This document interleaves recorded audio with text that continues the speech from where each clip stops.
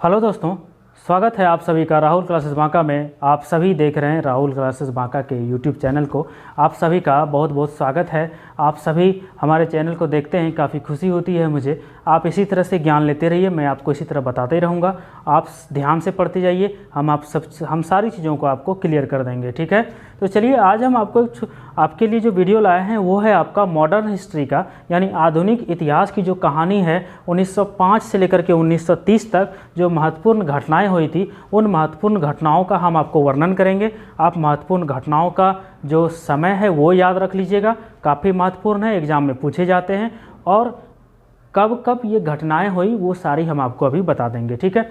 तो चलिए, देर क्या करना, जब पढ़ाई करनी है तो उसके अलावा हमको कुछ करना नहीं है। जब हमें पढ़ाई करनी है तो भाई साहब हम पढ़ाई करेंगे, ठीक है। पढ़ाई करेंगे तो क्या करेंगे, अरे पढ़ाई करेंगे यार, दूसरा क्या करेंगे, ठीक है।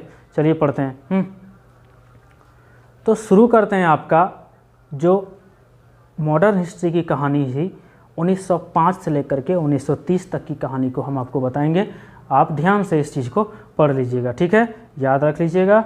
चलिए शुरू करते हैं। तो सबसे पहले आपका 1905 में बंगाल विभाजन की योजना पेश की गई थी। लॉर्ड कर्जन उस समय थे और इसी बंगाल विभाजन के खिलाफ 7 अगस्त 1905 को कलकत्ता के टाउन हॉल से विदेशी वस्तुओं का बहिष्कार शुरू हुआ था और स्वदेशी आंदोलन को चलाया गया था। बंगाल विभाजन की तारीख क्या तय की गई थी? 16 अक्टूबर 1905 बंगाल विभाजन की जो तारीख थी वो तय की गई थी, ठीक है। और इसका विरोध करने के लिए 16 अक्टूबर को रक्षाबंधन के रूप में मनाया गया। अगला है आपका 1907 में भाई साहब क्या हुआ? 1907 में हुआ सूरत अधिवेशन। 1907 में क्या हुआ? 1907 में हुआ सूरत अधिवेशन। इस अधिवेशन में कांग्रेस 2 भागों में विभक्त हो गई, नरम दल में और गरम दल में।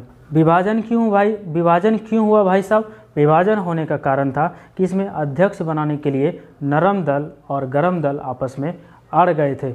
एक कह रहा था लाला लाजपत राय को बनाओ, एक कह रहा था रास बिहारी बोस को बनाओ।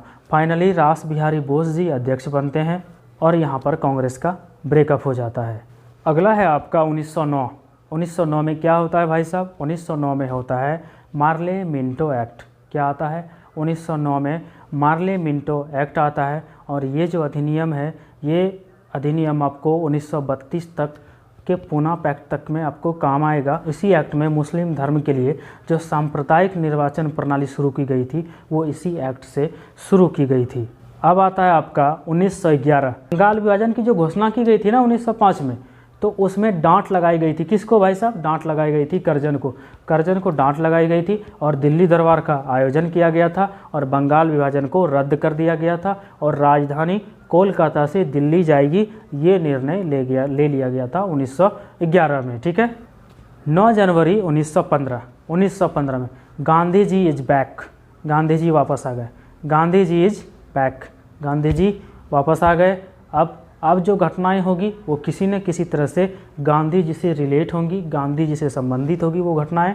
तो आप देख लीजिए 1916 में जो अगला है आपका 1916 में जो लखनऊ अधिवेशन हुआ था, उस लखनऊ अधिवेशन में वापस से पैचअप हो गया कांग्रेस के नरम दल और गरम दल का। अंबिका चरण मजूमदार की अध्यक्षता में पैचअप हो गया था और 1916 में ही होम रूल लीग मूवमेंट का बाल गंगाधर तिलक और एनी बेसेंट जी के द्वारा स्टार्ट हुआ। इसके बाद है आपका 1917 में हुआ चंपारण सत्याग्रह। क्या हुआ? चंपारण सत्याग्रह। चंपारण सत्याग्रह जो शुरू हुआ था वो जबरन नील की खेती के विरोध में शुरू हुआ था कि आप नील की खेती नहीं करेंगे। क्या नहीं करेंगे? नील की खेती नहीं करेंगे। नील की खेती करने से जो फसल की जो मिट्टी की उपजाऊपन है वो ख़त्म हो जाती थी, ठीक है। जो गांधी जी का पहला सत्याग्रह भी चंपारण सत्याग्रह था जो 1917 में शुरू हुआ। आप याद रखिएगा कि गांधी जी का पहला सत्याग्रह अगर आपसे पूछ ले तो गांधी जी का पहला सत्याग्रह चंपारण सत्याग्रह, ठीक है। 1919 रॉलेट एक्ट। काला कानून, ना अपील ना दलील, इस तरह की कानून थे। रॉलेट एक्ट, इसको बोलते हैं हम लोग काला कानून। और साथ में मॉन्टेग्यू चेम्सफोर्ड सुधार अधिनियम भी इसी समय में आया 1919 में। 13 अप्रैल 1919 को जलियांवाला बाग हत्याकांड हुआ था जिसमें जनरल डायर ने गोलियां चलवा दी थी। इसी हत्याकांड के बाद रविंद्रनाथ टैगोर जी को जो नाइटहुड की उपाधि मिली थी, उन्होंने वो उपाधि त्याग दी जलियांवाला हत्याकांड होने के बाद। ठीक, अगला है आपका 1920। 1920 में शुरू हुआ असहयोग आंदोलन। क्या शुरू हुआ? असहयोग आंदोलन। असहयोग आंदोलन, इसके दौरान बाल गंगाधर तिलक की मौत हो गई थी। महात्मा गांधी जी के द्वारा ये शुरू किया गया था असहयोग आंदोलन, और इसी आंदोलन में गांधी जी ने केसर-ए-हिंद की उपाधि लौटा दी थी।